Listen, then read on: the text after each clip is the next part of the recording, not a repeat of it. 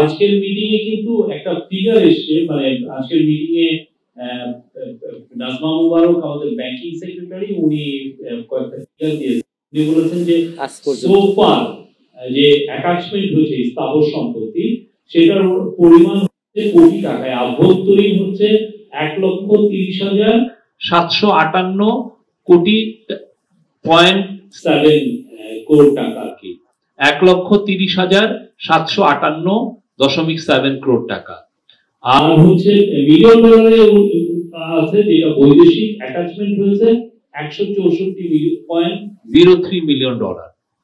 আর অস্থাবর সম্পত্তি যেটা ফ্রিজিং হয়েছে, এইটা অস্থাবর সম্পত্তি হচ্ছে 42,614.27 কোটি টাকা। আর মিলিয়ন ডলারে সেটা হচ্ছে যে 20.78। এগুলো হচ্ছে ফ্রিজিং, এটা হলো সেকেন্ডটা। প্রথমটা হলো অ্যাটাচমেন্ট, আমরা যেটা বললাম 1,30,758.7 ও 7 কোটি টাকা এবং মিলিয়ন ডলার। আর বিদেশে হচ্ছে 164, এটা হচ্ছে অ্যাটাচমেন্ট। আর পরে আমি যে ফিগারটা দিলাম ফ্রিজিং অস্থাবর সম্পত্তি, সেটা হচ্ছে 42,614.27 কোটি টাকা। আর মিলিয়ন ডলারের সেটা হচ্ছে 20.78, এটা হচ্ছে বিদেশে। লিলি হালাল বিউটি সোপ, বিএসটিআই কর্তৃক সনদপ্রাপ্ত দেশের প্রথম হালাল বিউটি সোপ, দীপ্তিময় উজ্জ্বল ত্বকের জন্য।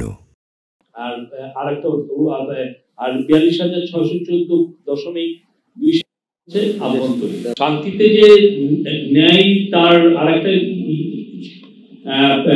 রিফ্লেকশন হচ্ছে যে আমরা সোফার আরো কয়েকটা ডিসিশন এসছে, সেটা হচ্ছে যে মাঝারি আকৃতির যারা 200 কোটি টাকা ও তদন্ত কেসের ক্ষেত্রে বিদেশি আইনি সংস্থার মাধ্যমে অর্থ পুনরুদ্ধারের পরিকল্পনা নেওয়া হয়েছে। এই সকল ব্যাংক ও আর্থিক প্রতিষ্ঠান হতে এই ধরনের সম্ভাব্য 125টি কেস চিহ্নিত করা হয়েছে। এ পর্যন্ত 20টি আন্তর্জাতিক আইনি সংস্থা ও লিটিগেশন ফান্ডের নিকট থেকে আবেদন পাওয়া গেছে। আন্তর্জাতিক আইনি সংস্থা লিটিগেশন ফান্ড নির্বাচনের মানদণ্ড ও নির্বাচন প্রক্রিয়া সম্পর্কিত গাইডলাইন এবং লিটিগেশন ফান্ডের টিওআর প্রস্তুত করা হচ্ছে। আমরা তো মানে আমাদের কাজগুলো আমরা খুব যত দ্রুত করা যায় করছি। আমরা তো মনে করি না যে কেউ খুব যে শান্তিতে আছে, উই ডোন্ট থিংক সো।